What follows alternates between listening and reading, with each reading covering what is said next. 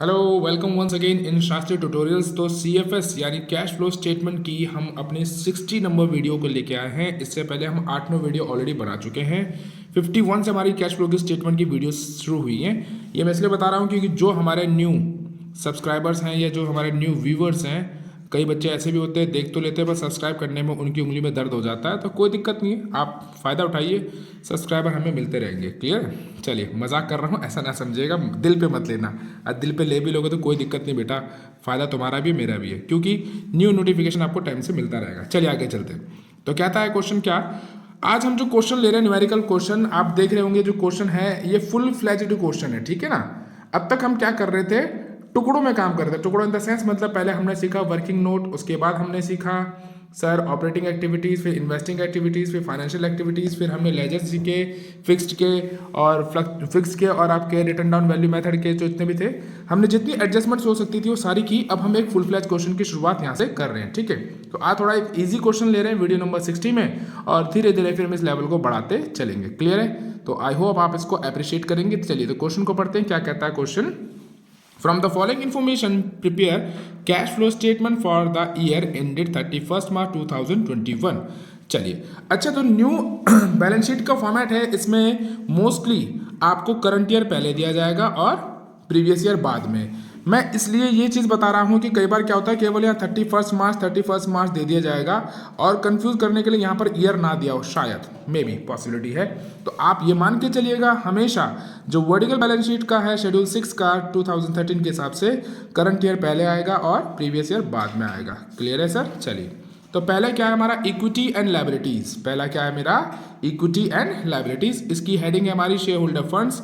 इसमें हमें दे रखा है शेयर कैपिटल 25 लाख का, पहले था 20 लाख, अब हो गया 25 लाख। अच्छा, अब मैं आपको बताऊंगा इस क्वेश्चन को, यानी कि इस तरह के क्वेश्चंस को करने का सबसे सुपर तरीका क्या है। देखिए, सबसे बड़ी कंफ्यूजन होती है कि भाई कैश फ्लो स्टेटमेंट में हमारी ऑपरेटिंग एक्टिविटी आएगा, हमारा इन्वेस्टिंग आएगा, फाइनेंसिंग आएगा, तो फॉर्मेट कितना बड़ा बनना है ये बड़ा कंफ्यूजिंग होता है एग्जाम टाइम पे। तो आज इस फॉर्मेट की दिक्कत को भी दूर कर देता हूं मैं आपकी, ठीक है। तो कैसे करेंगे, साथ साथ हम चलेंगे, जैसे हम हमेशा करते हैं 11th स्टैंडर्ड से ही हम हर क्वेश्चन को सीक्वेंस से लेके चलते हैं, ठीक है ना। तो पहला देर का आपको शेयर कैपिटल। तो मुझे ये बताएं शेयर कैपिटल आपका कौन सी एक्टिविटी का है। सोचिए, मैं थोड़ा पॉज हो जाता हूं, आप मुझे पॉज भी कर सकते हैं फिर सोचना। चलिए, कर लिया होगा तो बताता हूं। शेयर कैपिटल बेटा हमारा फाइनेंसिंग का है, तो यहां लिख देंगे एफ। अब देखिए, पिछले साल यानी कि 2020 में 20 लाख के शेयर थे, इस बार कितने हो गए 25 लाख, यानी आपके शेयर इशू हुए। तो इशू हुए तो पैसा आया, तो ये प्लस हो जाएगा। फिर आता है रिजर्व एंड सरप्लस। यहां पर एक और चीज है, बड़े ध्यान से सुनिएगा, जब भी नोट नंबर में आपको दे रखा हो तो बेटा इस अमाउंट को भूल जाओ, इस अमाउंट का कोई यूज नहीं है। इसको हमने कहाँ देखना है, इसको देखना है नोट टू अकाउंट में। नोट नंबर का है, नोट टू अकाउंट में दिखाता हूं आपको। सर ये रहा नोट टू अकाउंट, ठीक है, यहां से देखना हमने। यहां पर क्या दे रखा है, रिजर्व एंड सरप्लस हेडिंग है, और क्या दे रखा है, सरप्लस। सरप्लस हमारा कहाँ जाता है, यस बताएं सर, वर्किंग नोट में जाता है। सरप्लस कहाँ जाता है हमारा, वर्किंग नोट में। पिछले साल कितना था, 1 लाख, तो अब कितना हो गया, closing surplus minus opening surplus, तो कितना आ जाएगा 1,30,000। आई होप आपको पता है, नहीं पता होगा तो बेटा वीडियो नंबर 51 को देखिएगा आप। क्लियर है? चलिए, तो अब चलते हैं वापस हम अपना। चलिए, अब दूसरा देखते हैं हमारा करंट लायबिलिटी। करंट लायबिलिटी हमारा बच्चा कहाँ जाता है बताइए। करंट लायबिलिटी जाता है हमारा वर्किंग कैपिटल चेंजेस में, ठीक है। तो उसकी हेडिंग दे रखी है हमें ट्रेड पेएबल। अब देखिए, ट्रेड पेएबल पिछले साल कितना था, 7 लाख, इस साल कितना हो गया 4.5 लाख। तो यानी कि हमारी जो ट्रेड पेएबल है वो है करंट लायबिलिटी। करंट लायबिलिटी मेरी क्या हो रही है, डिक्रीज।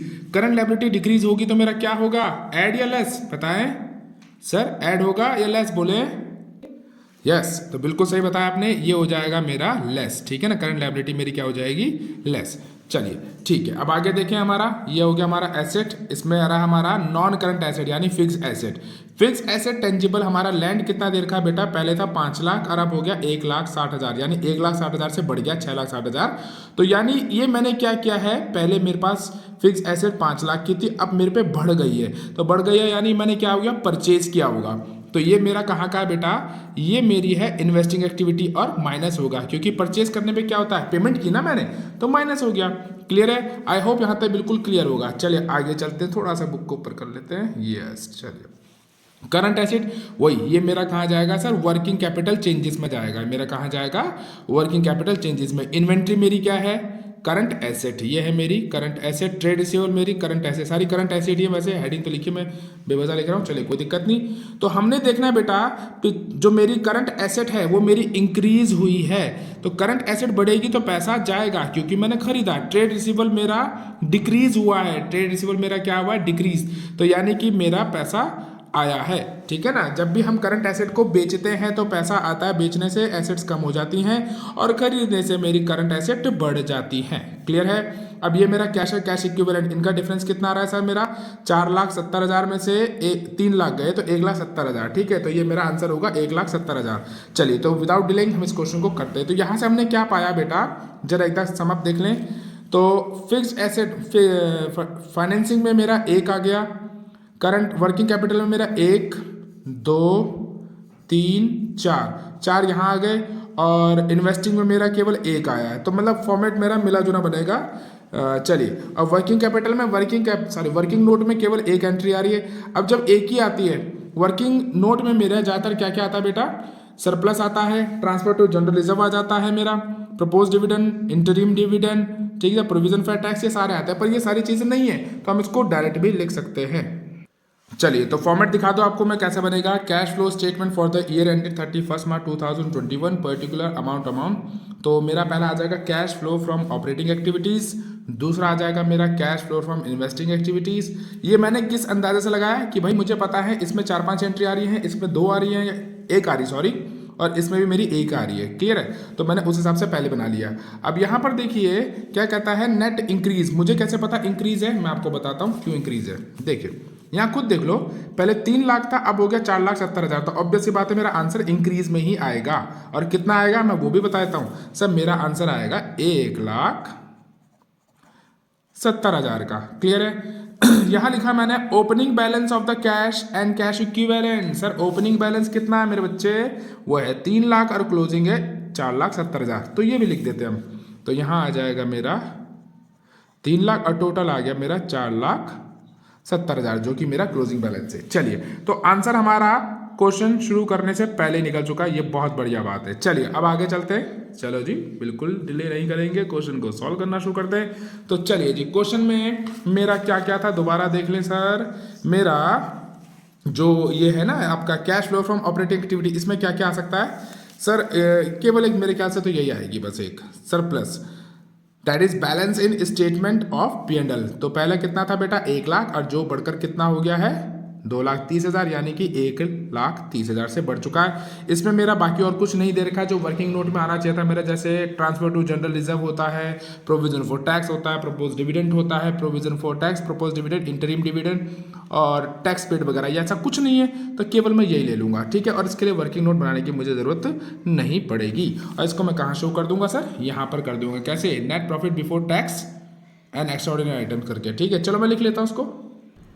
तो ठीक है सर, ये मेरा आ गया net profit before tax and extraordinary item. Surplus हो गया 2,30,000 माइनस 1 लाख, तो आपके हाथ में आ गया कितना 1,30,000। ठीक है, अब मैंने क्या करना है बेटा, देखें जरा क्वेश्चन में। अब मेरे पास आएंगे वर्किंग कैपिटल चेंजेस का क्या क्या आ जाएंगे, ये आ जाएगा, और ये वाली 1 और 2 और 3 नहीं 1 2 और ये 3 एंट्री आएंगी मेरी। ठीक है, ये मेरी हो रही है लेस, ये भी हो रहा है मेरा लेस, और ये मेरा ऐड हो रहा है। ठीक है, तो चलो इसकी हेडिंग पे बनाते हैं और हम इसको फटाफट लिख लेते हैं। क्लियर है, चलो ठीक है, मैंने हेडिंग लिख ली, decrease in current asset and increase in current liability, वो हमारा ऐड होता है, और increase in current asset and decrease in current liability वो हमारा लेस होता है।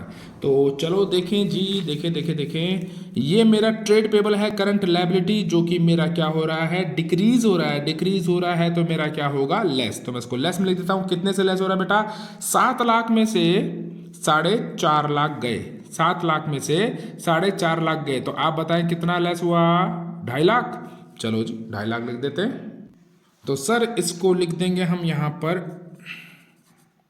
ट्रेड पेएबल, कितना आ जाएगा बच्चे मेरा 2.5 लाख। ठीक है, और 2.5 लाख मेरा माइनस का है, तो इसको माइनस कर दिया। दूसरा देखें, ये हो चुका है मेरा, क्लियर है। चलो सर अब आगे देख ले मेरा, ये नहीं, यहाँ कुछ नहीं, यहाँ भी कुछ नहीं, करंट लायबिलिटी, अच्छा जी ये रहा। तो इन्वेंट्रीज मेरी क्या हो रही है, करंट एसेट है और इंक्रीज हो रही है, तो इन्वेंट्रीज भी मेरी क्या होंगी, लेस होगी। पहले थी कितनी बेटा, 5 लाख, और अब कितनी हो गई, 9 लाख। तो इंक्रीज हुई है, तो कितने से इंक्रीज हुई है बताएं। 1 मिनट, शायद मुझे इसका टोटल गड़बड़ सा लग रहा है। 5 और 5 10, 10 और 12 ये 22, 22 और 3 ये तो 25 करीब आ रहा है। ये तो गलत हो रहा है, कुछ गड़बड़ है। देखो ना, 10 12 12 25, तो ये मेरे ख्याल से 8 होना चाहिए, तब जाके सही बैठेगा। अब हो गया ना, 12 और 8 20, 20 और 5 25, 25 और 3 28, बिल्कुल ठीक। तो ये मेरा 8 है। चलो जी, ये भी सही हो गया। तो यानी कि मेरे जो इन्वेंट्रीज है वो 1 लाख से बड़ी है, ठीक है। तो 1 लाख हम क्या कर देंगे, माइनस कर देंगे। चलो जी, ये भी अच्छा हो गया मेरा। तो इसको लिख देते हैं हम यहाँ पर, इन्वेंट्रीज। ये कितना हो जाएगा बेटा, 1 लाख। क्लियर है। चलिए, अब हमारा एक ही रह गया बस, ट्रेड पेबल। ट्रेड पेबल, अच्छा ट्रेड पेबल हो चुका था, इन्वेंट्री हो गया, ट्रेड रिसीवेबल रह गया। सॉरी, ट्रेड रिसीवेबल कितना बेटा, पहले था 12 लाख और अब हो गया 11,50,000, यानी कि मेरा 50,000 से ट्रेड रिसीवेबल कम हो चुका है। तो कम हो चुका है तो ये ऐड हो जाएगा मेरा, यहाँ पर लिख देंगे हम सर, ट्रेड रिसीवेबल कितना आ जाएगा, प्लस का 50,000। ठीक है, अब इसका टोटल कर लेते हैं हम। तो चले टोटल कर ले, ये मेरा हो रहा है 1,80,000 और ये माइनस का आ रहा है मेरा 3.5 लाख। 3.5 लाख में से 1,80,000 कर ले, 3.5 लाख में से माइनस 1,80,000, तो ये मेरा आ रहा है 1,70,000। और 1,70,000 मेरा किसका आएगा, माइनस का, क्योंकि माइनस का डिजिट बड़ा है। तो यहाँ मैंने एक प्यारी सी लाइन खींच दी और यहाँ पर कितना लिख दिया मैंने, 1,70,000। ठीक है, इसको क्या नाम दे देंगे हम, यहाँ पर माइनस आया है तो क्या लिखेंगे, कैश। यहाँ पर लिख देंगे हम कैश यूज्ड। माइनस आता है यूज लिखते हैं, प्लस आता है तो जनरेटेड या फ्रॉम लिखते हैं। Cash used in operating activity, operating activities. Clear है सर। तो हमारा एक निकल चुका है, ए का कितना आंसर आया मेरा, 1,70,000। अब बी का देखेंगे हम, इन्वेस्टिंग का। तो इन्वेस्टिंग एक्टिविटीज में हमारी कितनी ट्रांजेक्शन थी सर, एक ही है। वो क्या हो रहा है हमारा, पहले 5 लाख की हमारी इन्वेस्टमेंट थी, वो कितनी होगी, 6,60,000 की, यानी कि 1,60,000 से हमारी इन्वेस्टमेंट बढ़ गई। तो हमने इसमें क्या किया, पेमेंट किया। तो इसमें क्या लिख देंगे हम, क्या लिखेंगे, पेमेंट फॉर, और ये क्या थी हमारी, लैंड। तो पेमेंट फॉर लैंड परचेज्ड। ठीक है जी। और 1,60,000 मेरा किसका आ जाएगा बेटा, माइनस का आ जाएगा। क्लियर है सर। तो मैंने यहाँ लिख दिया 1,60,000 माइनस का। और 1,60,000 और कोई इसमें वैल्यू है नहीं, मतलब और भी कोई डिजिट नहीं है, तो इसको यहाँ मैंने क्लोज किया। और इसका टोटल कितना आ जाएगा, 1,60,000। यानी बी का कितना मिला मुझे, 1,60,000। ठीक है, अब मैं चलूंगा फाइनेंसिंग की तरफ। क्लियर है, थोड़ा आंसर को भी छुपा लेते हैं, बाद में देखेंगे। ठीक है, फाइनेंसिंग एक्टिविटी में बच्चे मेरी केवल एक ही ट्रांजेक्शन आ रही है, वो है मेरा शेयर कैपिटल। पहले था 20 लाख का, अब हो गया 25 लाख का, यानी कि मैंने 5 लाख के शेयर क्या किए, इशू किए। तो इसको क्या लिख देंगे हम, इशू को लिख देंगे हम यहाँ पर, proceed from issue of share, proceed from issue of shares, issue of shares. कितना बेटा, 5 लाख। और कोई ट्रांजैक्शन नहीं यार इसमें, तो इसमें केवल हम लिख देंगे 5 लाख प्लस का। अब देखिए मेरा आंसर बिल्कुल साफ साफ निकल रहा है। चलो हम निकाल लेते हैं, एक बार कर लेते हैं। 1,70,000 मेरा ये हो गया और 1,60,000 ये हो गया मेरा। ठीक है, टोटल कर ले, 1,70,000 प्लस 1,60,000, तो मेरा आ गया 3,30,000। 3,30,000 में से मेरा 5 लाख लेस करना है। ठीक है जी, 3,30,000 में से 5 लाख लेस करना है, तो मेरा 5 लाख। और आंसर आ गया सर मेरा 1,70,000, जो मैं पहले ही निकाल चुका था। 1,70,000 देख लिया, कितना आसान था ये क्वेश्चन करना। ठीक है, तो ये मेरा आंसर फुल फ्लैज आ चुका है। मैंने ये इन दोनों को ऐड किया और इससे लेस कर दिया, मेरा आंसर 1,70,000 आ गया था। आंसर मैंने क्वेश्चन शुरू करने से पहले निकाल दिया था। बस आई होप आपको पूरा क्वेश्चन अच्छे से समझ में आया होगा। नहीं आया होगा तो कमेंट बॉक्स में मेंशन कीजिएगा कहाँ पर क्या दिक्कत आई है। Till then take care, good bye.